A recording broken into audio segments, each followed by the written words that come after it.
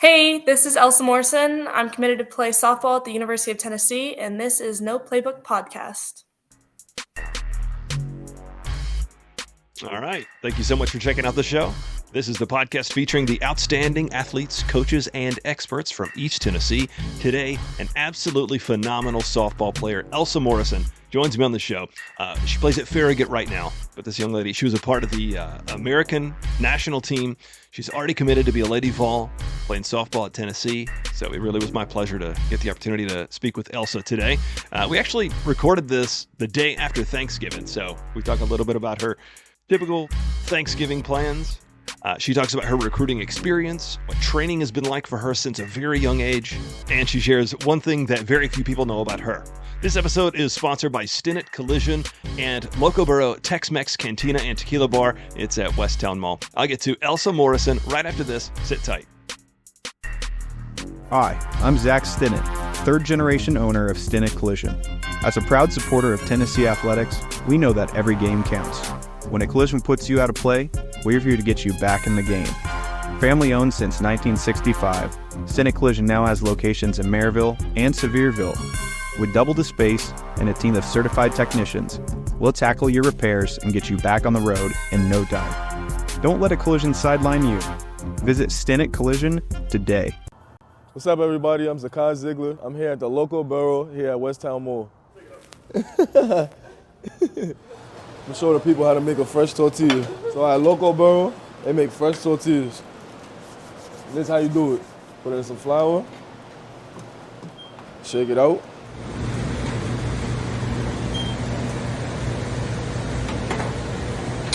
Boom. And that's how the magic happens.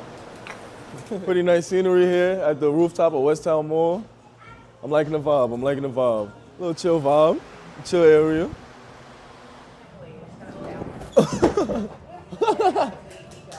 Oh, yeah, I'm a little nervous. Thank you so much.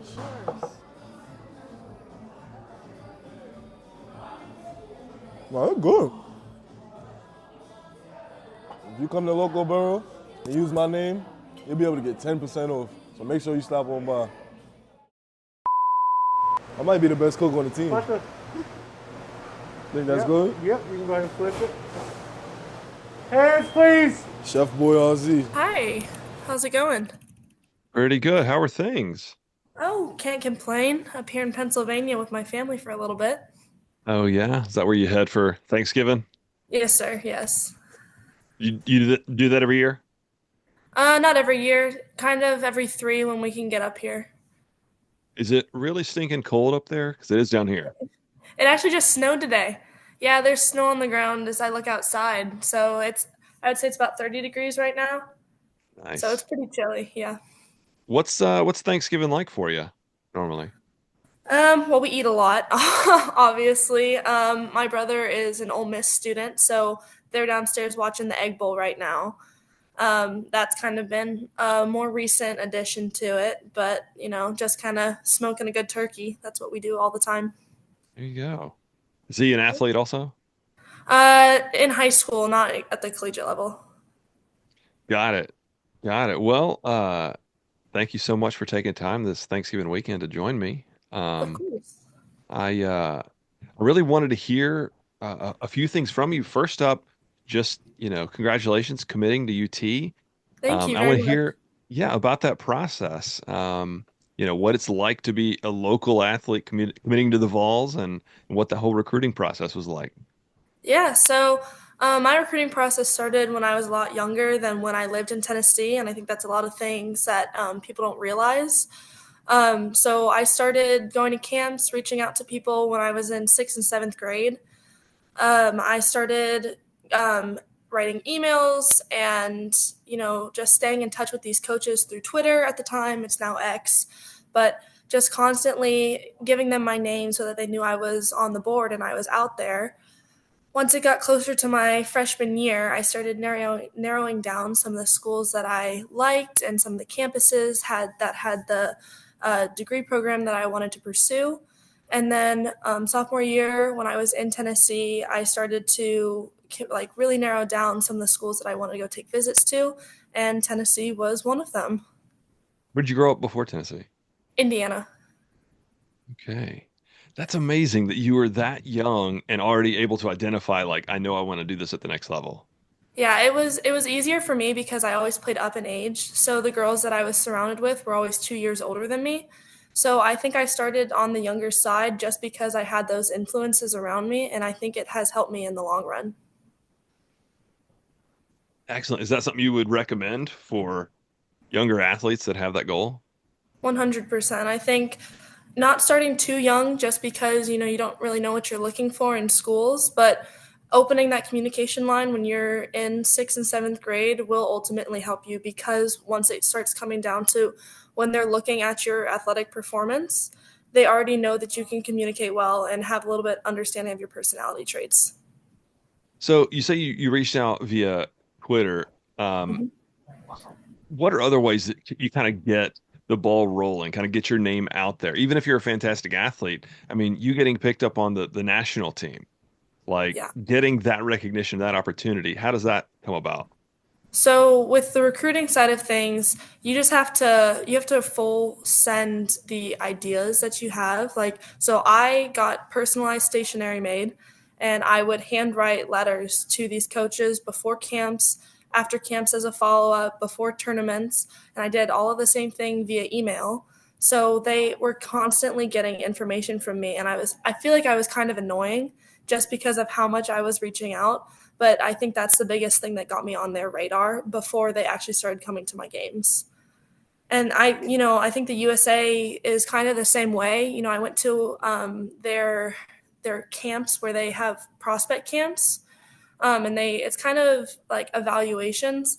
It's hard to stand out at that on a non-athletic performance like stance because there are so many great athletes around you. There has to be a wow moment that comes from that. So it's a little bit different than the recruiting process, but some similarities. Now, are there like ID camps and those kind of things available for softball as well? I'm sorry, what was that? Like ID camps where you kind of go to different schools and give the coaches a chance to see you, or are they just going to um your games? Yeah, no, camps are very crucial when it comes to that, just if coaches haven't seen you before. And that also gives them an idea that you are interested in their school and they have a chance to pursue you. So like when I was younger, I went to camps all over the country. I went to camps in Texas, in Florida, in Indiana, in Pennsylvania, in Tennessee. Like I took camps to at least probably 10 different states, and that allowed those coaches to know that I was interested in their school before they even started to see my athleticism. I would imagine you got some cool stories on the national team. Yes, yeah, lots of them. It was a fun time. What's like a memory from that that'll stand out? If you think about, we spent probably I think 3 weeks together, maybe even four as a collective team. The first part was in Oklahoma, and it was a team camp, and then the second part was when we were in Dallas, Texas, and it was the games, the against five other countries. And one thing that really stood out to me was um, the relationships that I grew from that. And it's hard to play at such a high level with a bunch of girls that I've never played with before. One of the girls on the team, Townsend Thomas, she was my teammate on the Bombers, but I've never played with any of the other girls. And we bonded really fast just because we had so much time together. And I think that's something really special that you don't get from everywhere. Now, where is she committed to play? She is a freshman this year at Florida. Okay. I was curious if you've got a relationship with any of your like incoming recruiting class at UT. Yeah, so we already took our visit with our whole class. So I have met all of the girls in my class, and I have had a lot of connection with the girls I'll be coming to play with in future years. That's awesome. I know that like team camaraderie is really going to go far. It is. It's very important. Yeah. Now, something I like to hear from athletes about is if you've got whether it be another player or a coach, somebody that really inspired you to take I don't know, take things a little more seriously or even strive to be better at any point during your journey? Yeah, I mean, every single person that I have come in contact with over the years has pushed me towards wanting to play at college and at the highest level. Even, I mean, I think back to my first competitive travel ball coach. His name's Chad Peck. I played for him for 5 or 6 years on the Indiana Dreams, and he encouraged us to write emails, write handwritten letters, go to camps. We did all of that as a team. And we went to the College World Series together. And from that point on, I knew I wanted to play. And then I have had just incredible people throughout my entire journey that have helped me push and get better on the days that I don't want to go out and do stuff. My parents are a huge factor in that. They are always like willing to go to the field with me and take me to camps and fly across the country, all of that. And I wouldn't be able to do any of this without all of the people throughout the like all of my softball years. Very cool. And how's it looking for, I guess you're going to play your senior season at Farragut. I am, yes, sir. Yeah, what's that team going to look like this season? I think it's looking really good. We have a very young team this year. We graduated 6 seniors last year, all of which were starters and our number one pitcher from last season. So definitely have some big shoes to fill for the younger kids, but I'm excited for it. We've got some really great athletes and kids who are willing to work hard, and that's all you can ask for from them. Yeah. Do you take a role of like being that on the team captain or like a leader for some of those younger players? Yeah, and we have such a small number of upperclassmen this year. I think all of the upperclassmen have to step into that role of being leaders, even if they're ready for it or not.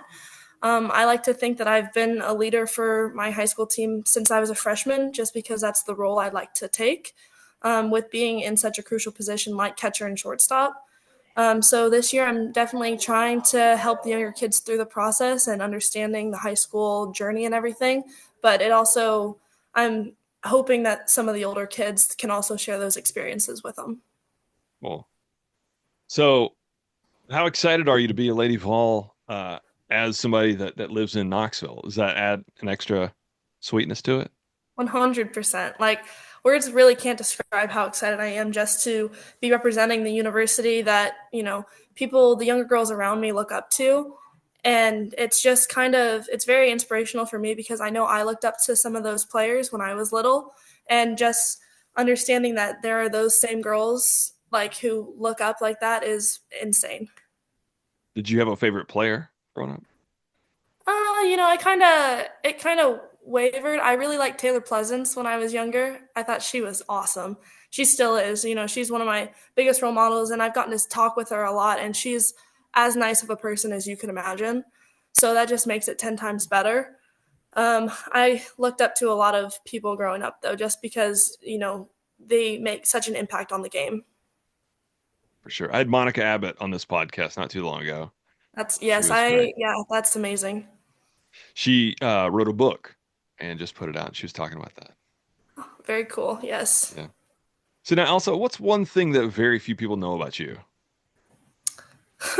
I think one thing is that people tend to assume that everything just comes easy to me just because I have had success with sports and academics and everything like that. When it takes work, and you have to push to do everything that anybody that is in my shoes has achieved, and I think that's something that people slide past. Yeah, that's probably a good note for anybody that it probably doesn't really come that easy to any of these athletes. They're putting in that extra time and work.